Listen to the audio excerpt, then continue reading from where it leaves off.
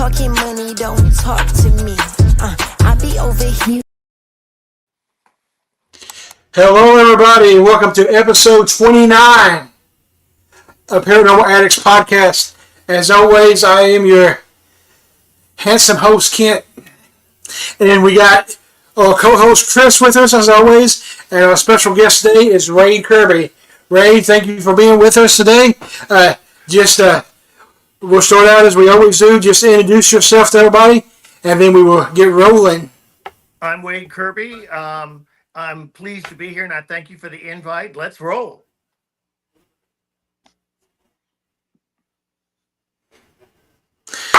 All right, so we don't have any questions yet. So we always start out real easy, Ray. I don't know if you've caught our podcast or not, but we always start out with just like a couple of icebreaker questions just to get things rolling.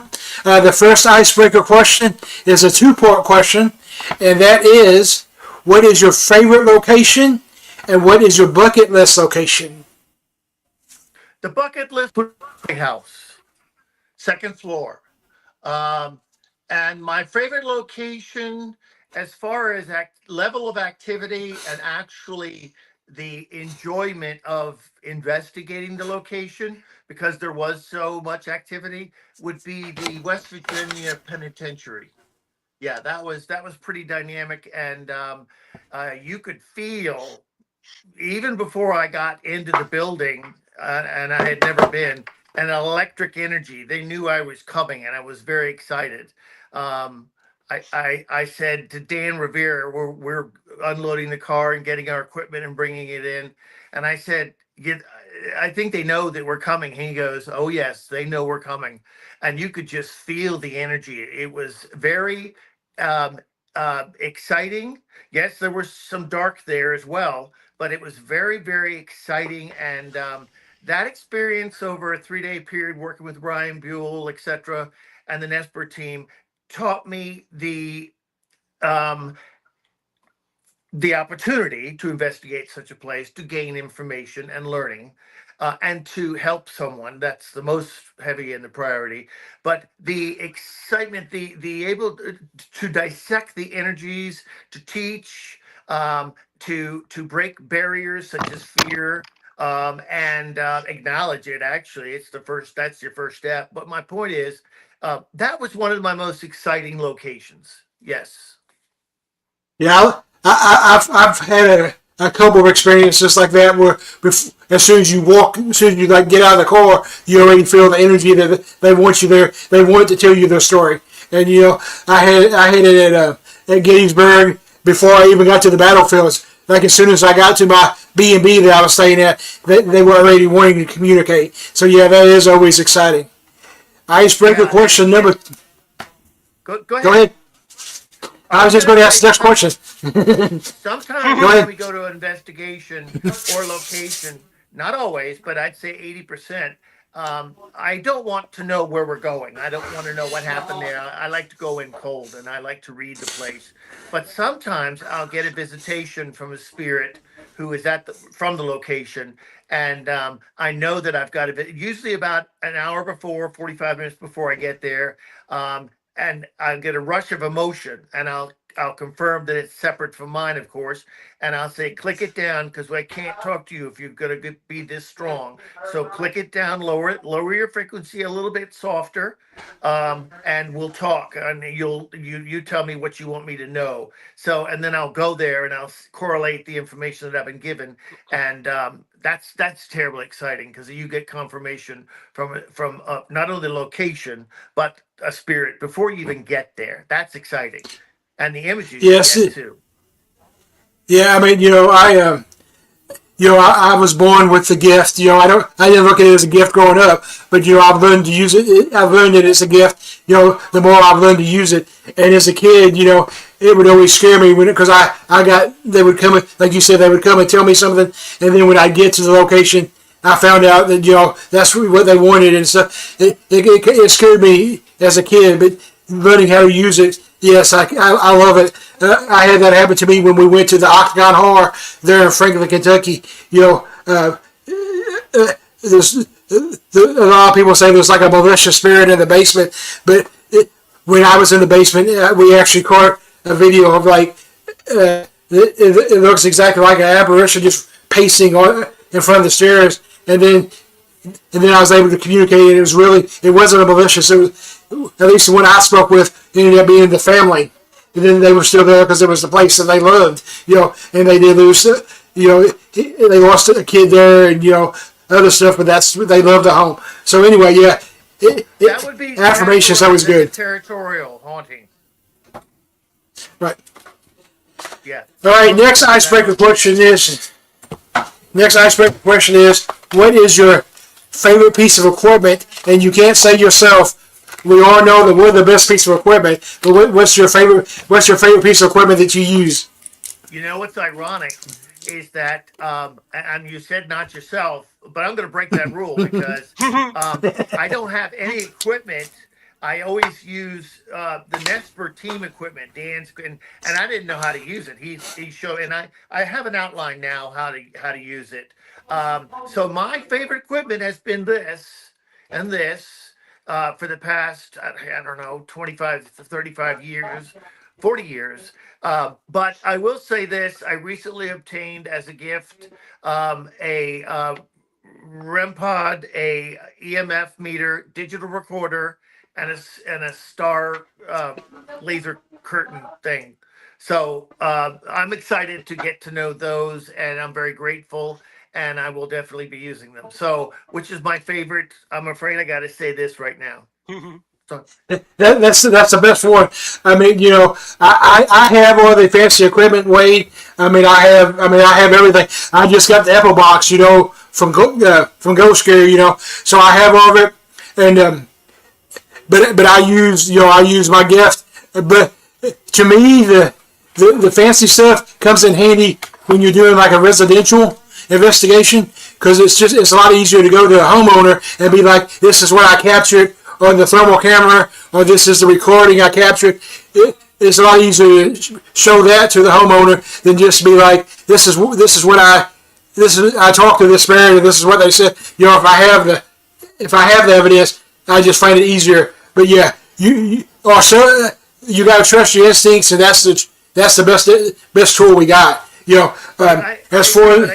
I do see the value of the mechanical devices. It does speed up time. It does get rid of self-doubt, and it does make communication a lot easier. Yeah, and the key is, and I tell people this all the time, and I post it on my team's Facebook page. When it comes to all the equipment, what we have to realize is, for the most part, none of it was originally designed for paranormal investigating. It originally had another purpose, and somebody smarter than me decided, hey, this would help in the paranormal field, so they adapted it to our field. So whatever you're using, you have to know the false positives it gives. You have to know how it works. You have to know its strengths and weaknesses. So yeah, that's important. Like even taking something as simple as a REM pod. Almost everybody uses a REM pod, but not everybody realizes that you can't put a REM pod on a metal chair or next to metal, because you'll get a false reading. So you just have to know your equipment. And it can even be triggered by the electrical plug outlets if they're not grounded. I learned that in one investigation recently. Fascinating. But this equipment I know how to use. Right. And we've both been using it for a long time, so we know to trust it. Because, I've been investigating since 1992. So I've been investigating a long time. I've seen a lot of change in the field, and I'm sure you have too. We'll get into that later. But yeah, I've seen some equipment come and go. I've seen things that used to be like the go-to, and now everybody's like, don't use that. Everybody's like, don't use that. And now, but this has always been there. So yeah. So before we get started on anything else, I want to talk a little bit about Ed and Lorraine Warren. I mean, I know, for whatever reason, I personally consider Ed and Lorraine like the godfathers or godmother of the paranormal field. They were probably The first book I read on the paranormal field, I was 12, and I checked it out, and it was one of Ed's books. People gave me a lot of funny looks. A 12-year-old kid in Kentucky checking out books on paranormal, and but that's always been my fascination. So yeah, so to me, they're people to look up to. But for some reason lately, Which book, Kent? Which book? I can't remember exactly. It's been so long ago. It was the only one that they had at the Paducah Public Library. That I can tell you. Fair enough. I wish I still had it because I have my paranormal library, and it's pretty big. And I wish I still had it in my library. And one of these days I'm going to look it up and add it back to my library. You know what I'm saying? But yeah, I absolutely do. I went through a situation, how it basically started and how I met the Warrens. And when that was done and she taught me, I wanted to read every book I could possibly read. And I did for about 25 years as I worked on cases as well on my own. So yeah, you need a library and reread them every 10 years or so as best you can. Although things are changing, activity, the duration of activity and the severity of activity has changed in the past, I'm going to say even 3 to 4 years, especially the past 2 years. My goodness. Things that, for example, if we're working with the demonic, and that's all that I work with, I don't work looking for grandma, but I work helping people with the demonic with the Nesper team.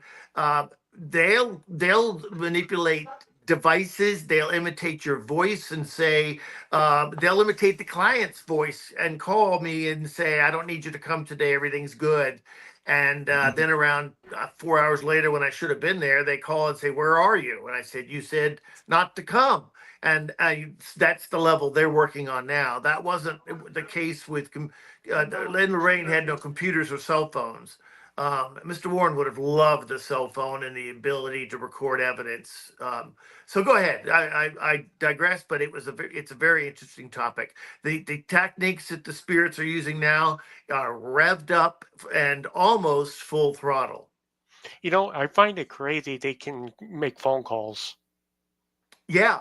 Well, they know they have to adapt. And I also am going to add that I believe that the really active demonic now, they were ordained, they were pre-written, ordained, on schedule to be here and cause destruction to the path of God. And it's all planned out. So they would have to know all that. But I tell you one thing, when I wake up in the morning and I white lie myself, I do that before I pick up any kind of phone or go on the computer, because they can affect your energy field for that day and make you see things on the computer screen that aren't there. So they're very clever. They've upped their game, their tactics, and they're using our own devices as weapons against us. My opinion only, but I've experienced it.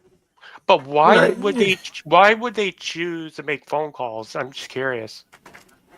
It's just a tool. It's a modern tool. So especially like Ray was saying, especially with if they're mimicking the client.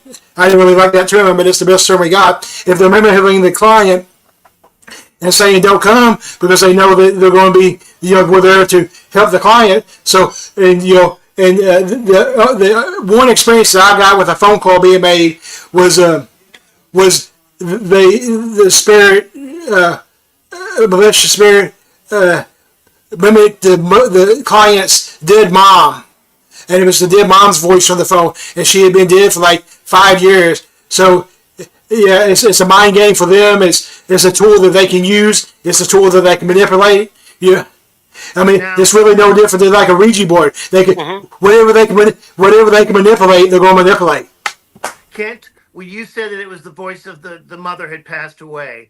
So what does that tell you? That tells me that you were on a case and working with a inhuman spirit. An inhuman spirit is a spirit that never walked the earth in a human form. It never had a body. It never lived as a human being. It is the true inhuman demonic. They're here to destroy our path to God. So, Chris, to answer your question, they didn't want me to go to the house on that Mhm. case, for example. So they mimicked the client's voice and said, "Don't come. There's no need." Um, so that's that way, and they can manipulate any voice, even the grandmother or the client, Mhm. because they have the inhuman demonic have the wisdom of the ages. See, and they'll always use that against you. They know what you got for Christmas on your fourth birthday. Well, fourth Christmas, I should say. They know what your grandfather sounded like, etc., and they'll use that to their advantage to Mhm. trick you. So yes, it's a very good thought there, Chris. So they use the modern electricity Mhm. conveniences, the phones, cell phones, computers, Text and they'll messages. also use their wisdom of the ages to give information that would destroy or slow down a case Mhm. investigation. Hmm. And text messages. Anything, yeah, Mhm. absolutely. That's easy. That's easy because there's no voice that has to be Mhm. referred and referenced and researched. Yeah, text messages are easy. So I white light myself every morning before I even touch a phone or go on a computer. Absolutely, Hmm. It's interesting. it's What? fascinating. But it does tell that you are not dealing with a spirit like grandma. You're Mhm. dealing with an inhuman spirit that would know that information. There's your red flag, and there's your before even getting to the location and getting out of the car, you already know what you're going to be dealing Mhm. with, from what realm it came from. Fascinating, right? Mhm. I never have it happen to me yet. I'm Good just for curious you. Good. because I hope you never do. I'm just curious Uh, because it's Yeah. something I never something maybe in the future I want to experience, but you know, No, no. Well, not yet. remember, while we Not sleep, yet. Not I'm not there yet, but I'm just saying. well, one thing I always said, Wade, I'm sorry. Go ahead. I'm not. I'm actually a trained immunologist. I'm not nowhere near. I mean, I'm not at your level or anything, but I am a trained immunologist. Uh, Bishop Bishop Long is who I went through training with and stuff, I'm not afraid to. If a client calls me and says it's a malicious demonic spirit, I'm going to be like, we'll be there ASAP. You know what I'm saying? I know teams that they say that anything that's possibly malicious or demonic, they won't go to. I'm like, we're paranormal investigators. That's our job. If a client needs us, we can't be afraid. But on that point, it's not something I particularly want to do.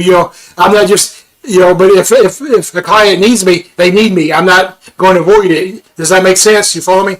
Kent, Kent, that makes perfect Mhm. sense. And I was going to comment how you brought up several good points. First off, we're there not for books, we're not there for movies, we're there for clients. And I can say that very strongly because I've been there. I've been on the receiving end, and it was terrifying. And the first time after contacting three priests to come bless my apartment, for example, um, uh, they were either scared, wanted money, or what the last one fled. He even left the front door open. Mm. So they were not prepared. And so getting clergy that's ready and willing and prepared and knowledgeable, that's a valuable asset. That's another topic all on its own. But yes, the client is number one. Their emotional, their mental, and their spiritual strength are the main aspects that should be discussed, nurtured, and utilized. Okay, faith is like a muscle. I always say faith is like a muscle. It has to be worked out. So the more you do it, just like your telepathy level, etc., or your sensitive level, whatever you want to call it, empath level, that has to be worked out. The more you do it, the better you are at it. Fine tunes it. And there are days when it's just not going to be there. Then there are going to be days when you have a client you can read right and left, up and down. So yeah, it's very interesting. So yeah, go ahead, Ken.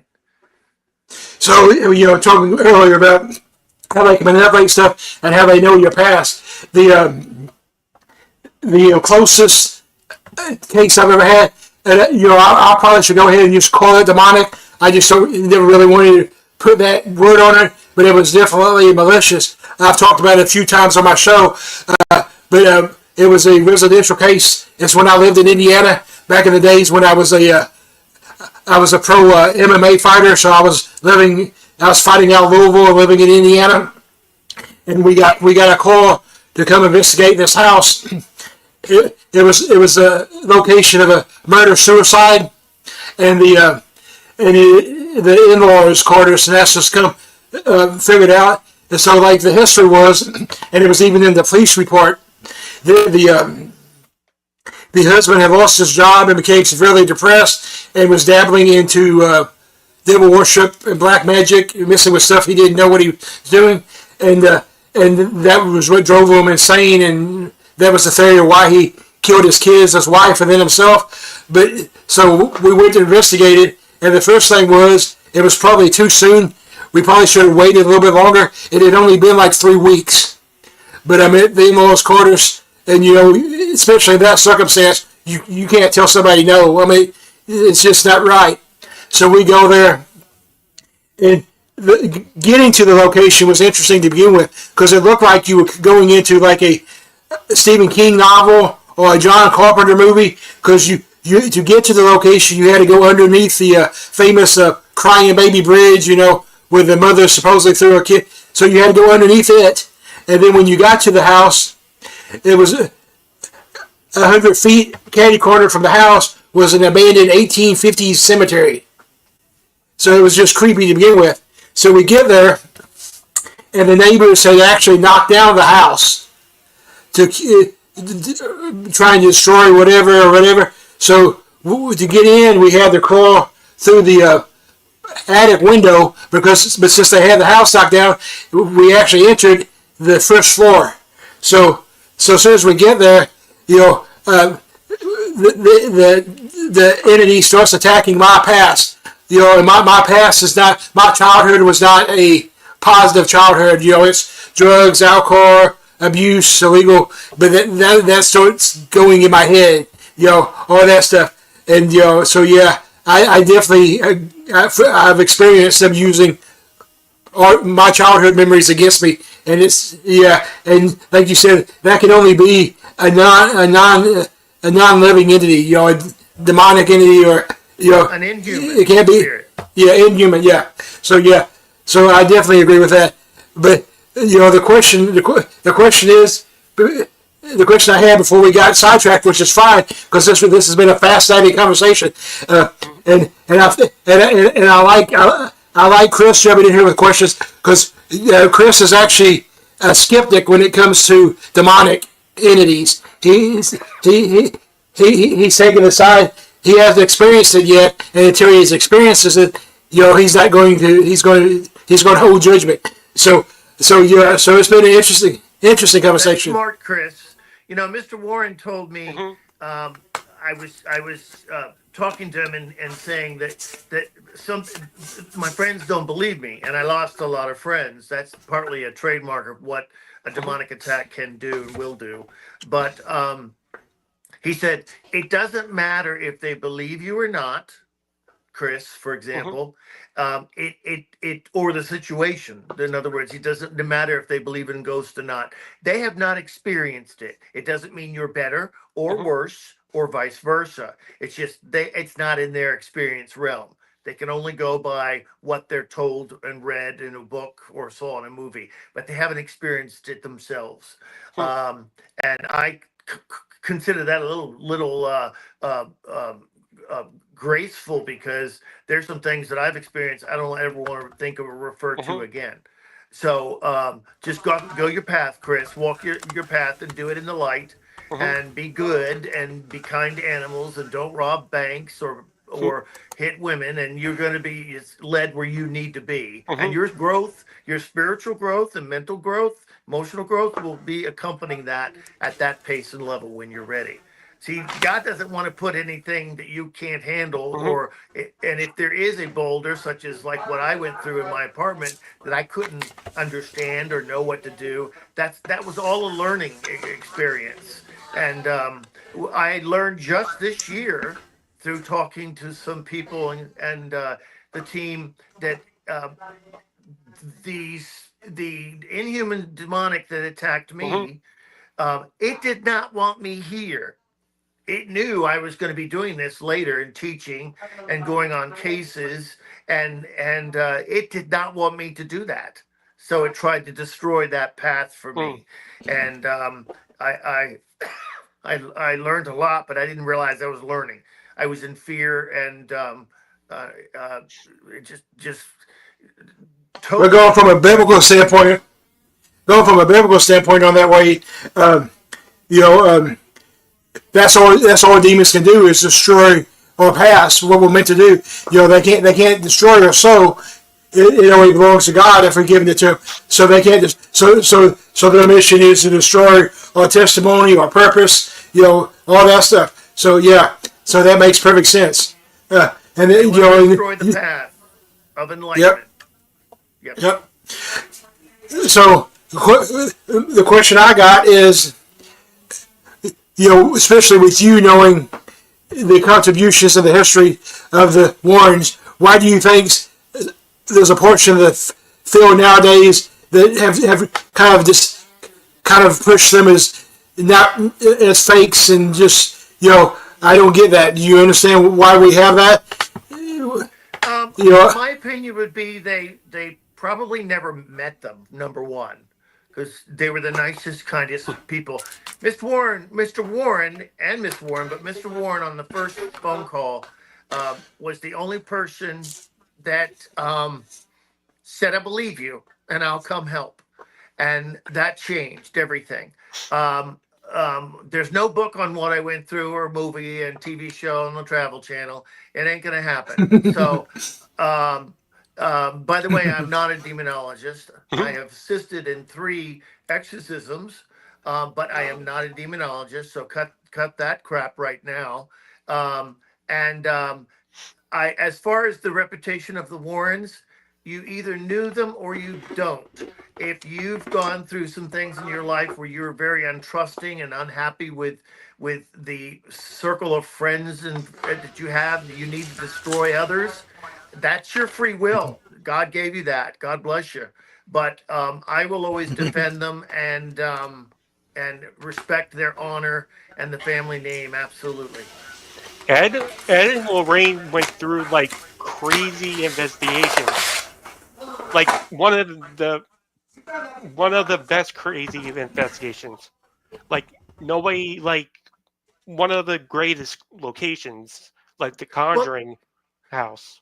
Well, or Amityville, etc. Yeah. You know what I always admired, especially Miss Warren, with that they dealt with a subject, a career that brought very little um, positive. In other words, they always dealt with bad things, the demonic and horrible things that would follow them home and disrupt their lives. But they were as nice as could be. They didn't let it get a hold of them. They didn't let it run their life, so to speak, as far as the negativity. They always remembered that the client was number one, and their health, their sanity, their safety, and their spirituality. Like I said before, they never let it turn them negative, or how sometimes we view, even I'm guilty of it, society in a certain way, and I'm done with them, I'm tired, I want to I want to be quiet on a Friday night and do this, for example. It's they never got bitter. They always loved talking to people and gave their time unconditional and knowledge. They share a lot of their stories. Oh yeah, but you would just be around them 5 minutes and know, you would know their vast history, and there's there's people persons, or they're not. Hmm. In other words, they were people. They Hmm. would be around people all their lives. That was their job, helping people. So as far as like you know, they're being with them in the room. Um, Close your mouth and just listen, Wade. And I did. I learned like a sponge, and they changed my life on many levels. Hmm. So what always impressed me about them, and I studied them, like afterwards, but like you mentioned earlier, they always believed you, when a lot of people wouldn't believe you if you called them and said, and they were, and their goal was always to help that client. It didn't make any difference. Like if that client was possessed or experiencing something, that's what they were focused on. They didn't care that the neighbor didn't believe it. They were focused on the situation and helping. So that's what I was always impressed by. Yeah, they would start the car at 4 in the morning and drive to a case because the client needed them then. And I've been in Wow. that situation where um, in apartment alone, and the bed is rocking and the pillow is screaming. In other words, I had a pillow that obviously in the bed, and an hour or 45 minutes into sleep, it would scream some profanity or my name, and at full throttle right at the ear, and just so they would, they would start the car at any time, 24 hours, and help people. At 4 o'clock in the morning. Well, if the client called and said the Mhm. bed is going up and down, and I'm terrified, and what do I do? I mean, yeah, they'd start the car and drive. Wow. Yeah, yeah, that's what I mean. They never I'd let probably be like, call all me of the back in 2 hours. negativity. They would never let any of the negativity affect their Mhm. personalities and their ability to help people. They never got burnt out or tired of that, and that's one thing I admire them about. They're All always right, this they're always there at that location on time too. Yeah, yeah, right. Hmm. so let's move on to the next question. So the next question is so we've both been doing this a while, Wade. So what have you seen? Well, let me ask this question first. So this is a question I ask every week, but it's one that I always like to ask because I like to hear everybody's opinion. So how do you feel the para pop culture? That's my word, the para pop culture. How do you feel the para pop culture has affected the paranormal field, positively and negatively? What are your thoughts on the para pop culture? Well, I'm glad the word is out on many levels, because back in the day there was just a yellow phone book, and if you looked up the word ghost, there was maybe one or two numbers, but not much help. Uh, I'm glad that the ability to reach out and get assistance is there, although I find a lot of today's society are quick to give themselves degrees in knowledge of the paranormal. And I question that because there's a lot to learn. The person who knows everything, we don't know. We Nesper, we don't know everything. We never said we did. Mhm. The person who says they do, you need to walk away from because they're a fraud. And if they charge money, get away from them. They're not really real or doing it on their heart. Mhm. As far as today's young paranormal, learn, experience. And I will say this, that some of us old timers are getting on, and it's a shame to have that information lost or in the wrong hands. So someone's generation down the line, they've got to take the reins. And if they've experienced the level of terror, the level of need to have someone need you to help them, uh, then you will look at it quite differently, and not a money making venue, but as a calling to help people. That's what I So I feel like. wish that information could be passed down to the younger generation, because one day they're going to be taking my place. and I want them to do exactly the level of sincerity in the research, the investigating, the compassion, and the spirituality that I have. Humbly, I say. Go ahead. So I pretty well completely agree with you. You know, you had some key points that I completely agree with. I say all the time, you know, there's no experts in the field. You know, some people say there's no experts, so there's no professionals. Well, technically, they're all professionals because professional just means you get paid to do it. So that means, you know, all the people on TV are technically professionals, but that don't make them experts. I've been doing this for 32 years, and I don't consider myself an expert. I'm an investigator. That's what I am. I'm still learning every day. My thing, and I say it all the time, is in this field, you're either green and growing or you're ripe and rotting. And I consider myself still growing. You know, there's always something to learn every day. And I say, you said it just a few seconds ago. If somebody's paying you to come help you, you need to find another team because there's plenty of other teams out there that would come and help you for free for the right reasons. So yeah, and to me, the parapop culture is a two-edged sword, and not all of them. I mean, I have friends that you'd have to consider para celebrities, you know, but they're legitimate investigators, you know. So that's why they're in my circle. But you know, but like you mentioned, you know, it has opened up the conversation more. There's people who's got into the paranormal field because they saw taps on TV or whatever, you know. And from a personal standpoint, you know, I grew up not just in the Bible Belt, but in the heart of the Bible Belt down here where I live in Western Kentucky. And so growing up with my gift, I had a lot of people that walk up to me and be like, "Oh, you must worship the devil because you talk to ghosts," you know. And at least now there's a little bit more of an understanding. So it has opened up that way. But then, like you said, you got the people that are doing it for money and fame and stuff, and that's the bad part, you know. So it is what it is. It's been good and bad. So next question is, this is my Chris question. Chris, this is a question that I always dedicate to you.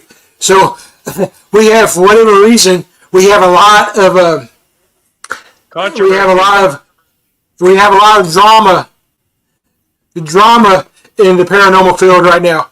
Why do you think? And again, we don't claim to be experts or anything, but you've been doing this a while, just like me, and you have an opinion just like everybody else. So, in your opinion, Wade, and you know, I respect your opinion. We know that we've talked about this a lot. So, in your opinion, why do we have so much drama now? I remember a time, and I'm sure you remember a time too, Wade. And I tell Chris all this because, you know, Chris still remember this. He's still a young one. You know, there was a time in the paranormal field when everybody investigated spirit, ghost for the right reason. They wanted the answers. They wanted to make the paranormal field a better place. But now we're surrounded with drama. So why do you think we have so much drama? First off, let me just say humbly and without ego, somehow I've kind of stayed out of the drama, maybe because no one knows me and I stay behind the scenes. But to answer what I think is going on, jealousy, quest for financial gain,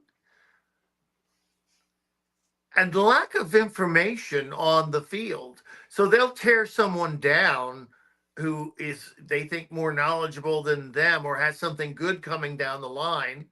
Um, but as far as like, and you also have to add in the social media, which is probably 40% of the situation, and how it gets its legs and spreads, of course.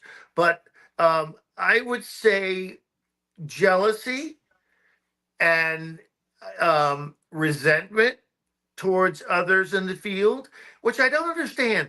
And that's one point. Now, here's my second point. We're in the paranormal field. So, obviously, in my book, I'm dealing with a higher power on every case. So, we're all the same. We're all yearning that higher power. we're all yearning for more information. I think it would be far more effective if we grew up and joined together. Everyone brings a piece of the pie. No one has the whole pie. So if we could just realize that we want the same thing, stop competing. If someone gets a TV contract, fine, good for them. But you need to grow up and realize that we're dealing with a higher power that sees all of this. And do you want to live in a state of grace? Or do you want to backstab and go gossip online to thousands of people? I don't understand it, especially in the paranormal world, because we're reporting to one God. Does that make sense? Mm-hmm. Yes. Yeah. I think that's forgotten. Yeah. To me. Let me answer this question real fast, Chris. Right. To the Facebook user, where Chris was saying, spread his legs, where he was talking about the social media, how one thing in social media can just explode, whether it's true or not. The people just run with it. So, yeah, that's what he was talking about, was the mostly the drama and negativity. You know, obviously, social media can be used for good, too, but just like anything else, you know, gossip unfortunately goes faster than the truth, and people want to believe one thing. If they hear a story, they want to believe the one side without getting the other side, half truth. So yeah, so it's a double-edged sword, good and bad. But that's what they were talking about. Okay, Chris, go ahead. I was gonna say that I'm just out just for fun, just enjoying myself in the paranormal. I'm not out for like too much drama, because I don't want to hear bullshit, or all I've been hearing is bullshit on Facebook with the drama. I don't want that in my deans, you know. But sometimes you can get sucked into it. Yeah, I was the supervisor at work at a hotel, Mm-hmm. and I would always tell people, identify when drama is being created, and you have a choice to stay in it or stay out of it. Mm-hmm. And I kind of stay. I don't think I'm really on the map, so I'm not really a subject target, I Mm-hmm. guess. But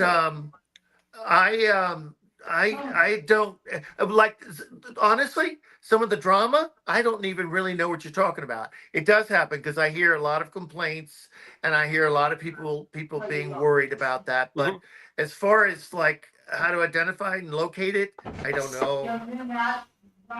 Yeah, I avoid the drama too. I don't do drama. Matter of fact, as we all know, because we're all friends, I guess, you know, I actually had to take 3 years away from the field to recover from my brain surgery. You know, so yeah, I stay away from drama. It was interesting when I got back into investigating. We investigated a location in Tennessee. I'm not going to say the location just because it's not really that important, but because of this location and a team that we decided to collaborate with, you know, I now carry insurance, liability insurance, and legal representation on my team, because I'm not going to be part of the drama. You're not dragging me in you're not dragging my team into that. Anybody that wants to say anything negative or fake about my team, they can talk to Amanda at Bryant Law Firm, because I'm just not playing that.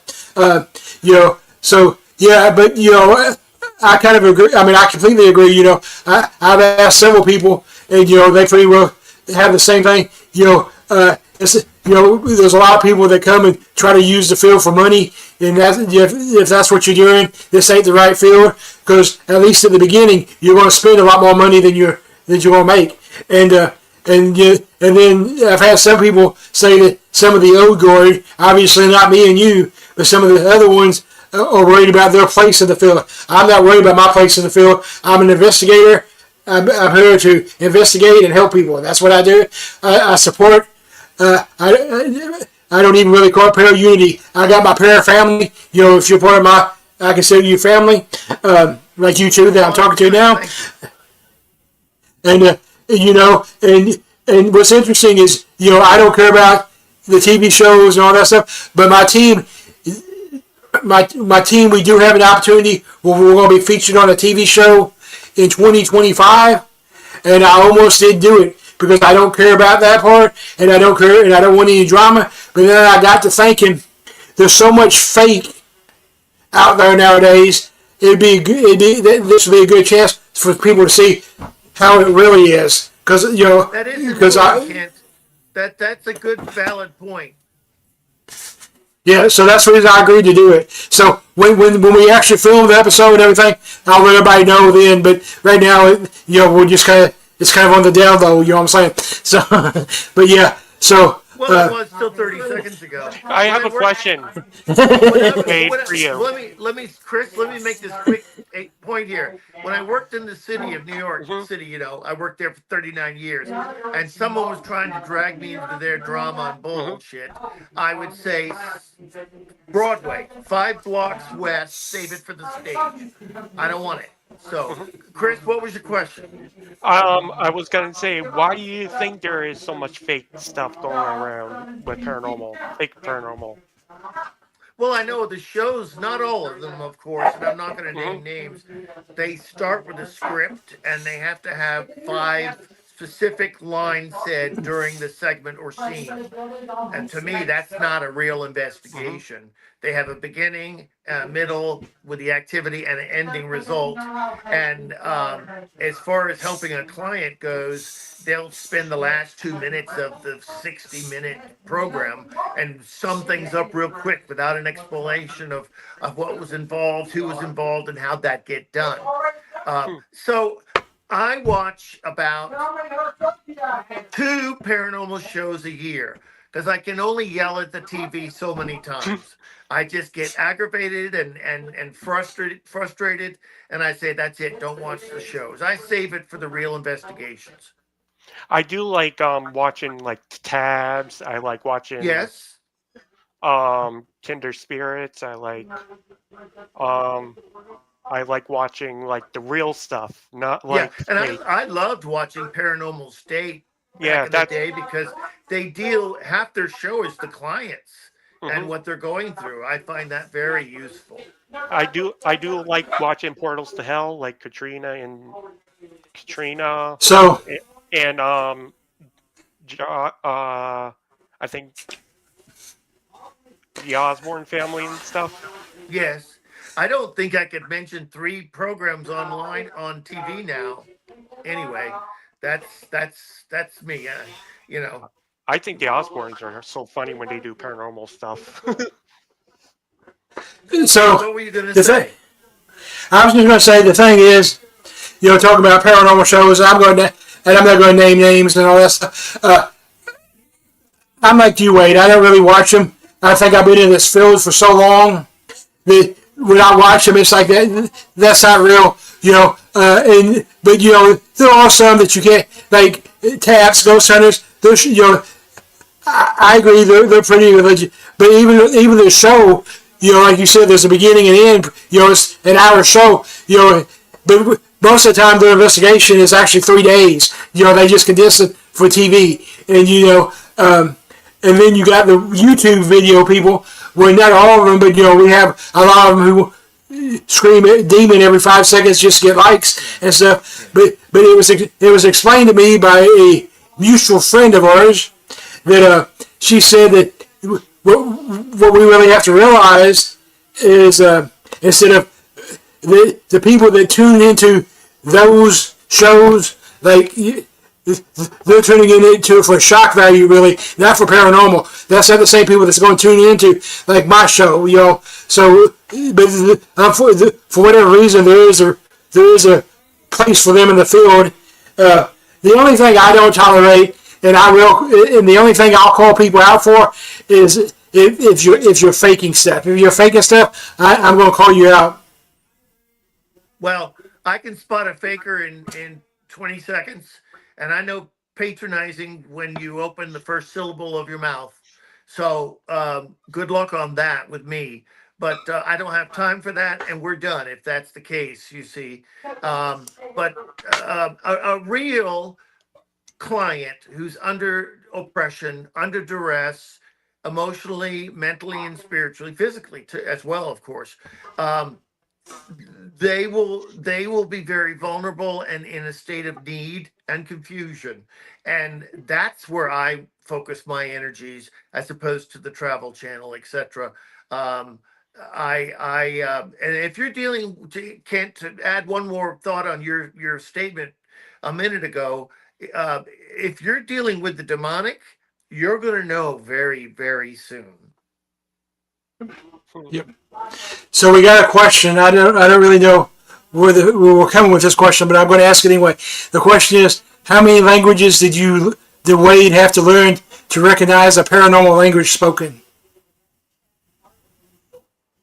Read that again.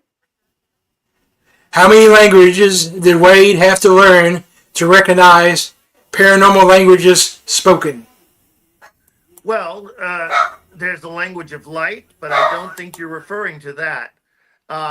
If we went on a case and there was a German family and the grandfather had tried to get the message from the other side and he was German, there are devices now that will translate that to English.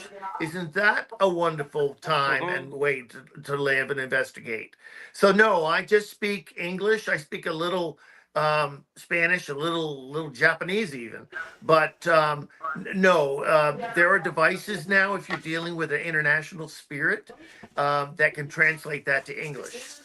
Did you I hope ever? that Well, answers your question. Yep. Did you ever try Latin or anything like that? Well, there are prayers that we do that are Latin, and usually we leave that for the priest that assists us on cases and locations. Yes. So what I was going to say was, uh, what I've always, in my experience, people, you always hear people saying, and then of course there's the meme that goes around saying you're investigating an 1820 Scottish castle, but they speak English. Well, what I come to find out, and what I tell people, they have to realize, the spirits are in a different dimension than we are. So it's like interdimensional communication. So, and then the devices that we have, they're having to manipulate them to speak to us. So if they can manipulate radio waves, why wouldn't they choose to communicate with us in the language that we understand? And going back to like using translators and stuff, we investigated. We were the first team to investigate it, along with Gavin Kelly's team and a couple other teams that went with us. It was my team, Gavin Kelly, and Gavin and Paula Kelly, and then American Ghost Project. We all investigated. We were the first people to ever investigate it. It was it's a seed mill that was built by Yugoslavian POWs from World War II. So and it's still just like it was, it still has the tunnels that they used to transport the prisoners, so people didn't see and all that stuff. So, and Scott from American Ghost Project, he actually used the translator during his investigating, so he could speak to him in Yugoslavian and German, and he got some good responses that way. But yeah, my thing is, if they can manipulate radio waves and stuff to communicate them, why wouldn't they choose to communicate to us in the language we can understand? Does that make sense? Point. Oh yes, it does make sense. And you got to remember this fact, that when a soul transitions the body from the physical, our existence now in the 33rd degree, third dimension, their consciousness, their emotions, their mental capacity, etc., their experiences, they're not wiped clean. They stay in what would be called the soul, and as an Akashic record. But that energy stays. And Mr. Warren always said, energy cannot be destroyed, and it will continue on. So the spirits are in. If you go to Gettysburg in the orphanage, those children think it's 1863. Their consciousness is what they went through in that lifetime, that period of existence. So all of whether you lived in Germany or whether you lived in America, in Gettysburg, or New York City for that matter, that consciousness, the state of awareness, all those memories, etc., they stay with the soul. So that you have to remember that when you're talking to a case or location, what exactly is the consciousness of the soul? And if they're from the Middle Ages or Egypt, for that matter, if you want to go further back, and you put a REM pod down, you need to explain what that red light is, and it's nothing to be afraid of. But I do find, say, for example, at the West Virginia State Penitentiary, for example, that we talked of earlier, a lot of these spirits there, the cellmates, they have been around so many investigations. They know what the equipment is and how to manipulate it to communicate. Isn't that interesting? Hmm. Hmm. I agree. So we're almost out of time, unfortunately, because I'm enjoying this. But you got another show to do, and I got to go do an interview on location. But so you talk about, like you said, every morning, you start out, praying for guidance and stuff. So when you go to an investigation, you have like a protection ritual that you do. Like for example, my team, we do a prayer of protection and communication before we start, and then before we leave, we do a prayer detachment. So do you guys have something like that, or you? The most important question for this program. Good, thank you. I mean, I could talk 19 hours on this topic alone. Um, we do absolutely use protection. I don't go out of my home. In other words, like I said earlier, I don't pick up the phone or the computer or go out of my home without protection first. So yes, we use protection. There's different levels. There's different methods. There's physical levels of protection, like wearing medallions or doing a blessing ritual with incense or holy water, holy oils, etc. Depending on the strength of the case, and you think of the entities that are involved or the cause. Yes, spiritual protection, surrounding yourself. I mean, again, 19 hours I could talk on this. It's not fair, but to surround yourself with the white light of Christ and God, and then to seal that in silver and gold so it cannot be polluted or diminished. And always ask when you do these prayers that it remain for 24 hours as you go about your day and investigating and location, and even to the grocery store. So, yes, spiritual protection, I call it, is an absolute must. I was lucky enough to have Miss Warren teach me about that and how to do it, and etc. And and I remember she said, "Call in the blue light of Michael the Archangel." And I said, "But Miss Warren, I don't know Michael the Archangel. He doesn't know me." She said, "You don't need to worry about that, son. Call on Michael or whatever spirit you want, and they'll protect you." And by the way, again, this is the 17th hour of the conversation. You do get a rapport, you do get a relationship with these archangels. They know you, you know them. You can feel their energies, and whether it's visually or audibly or vibrational feel, you get calling upon them every day of your life, and there is a relationship, a bond, and that is when you're doing good spiritual protection, and that comes with I time. I wear this around my neck all the time, Saint Benedict. Absolutely. So Absolutely. here's the prayer. Here's the prayer that we use. It's just a little simple prayer. It says, "In the name of all that is goodness and light, surround our circle in the white light of holy protection. We ask that no harm before us or follows our protected circle, and that our crest benefits all who are among us.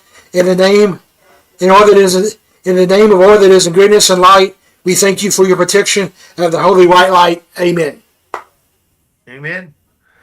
And how much does So that cost? Nothing. uh, It costs faith nothing. and confidence. Yeah. Yeah, I It was. tell It was. people when they've gone through hell in their home, and I teach them how to protect themselves with the white light. I said, "How much does that cost?" Nothing. You can buy an apple; it's much more money. than spiritually protected. Think of it that way. The use that you get out of it, and what it can do for you in your life, not just during investigations. But to sum up your question, which was my favorite tonight, that yes, spiritual protection on all cases. There's no reason why you would not.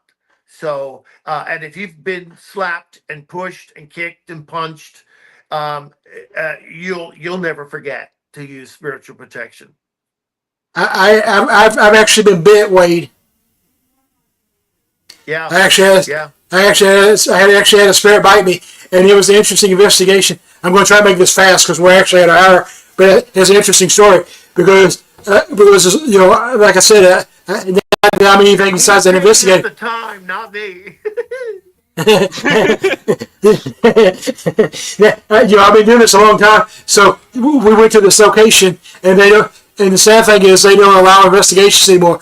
But they had actually shut them down for 3 years because of how violent the haunting is at the location. So we were the second team. We were the second team to get there when they reopened it, and we got there, and it was a 6-hour trip. So when we got there, we did the level turn and stuff, and it became obvious that this location wanted it to be that way because like there was still there's 4 verified deaths there, 3 by suicide and 1 by murder, and they still have the bloodstained mattresses, they still have the bloodstained bathtub, they still have the liquor bottles where the guy drank himself to the point that he hung himself in the closet. So they still have all this stuff creating the negative atmosphere.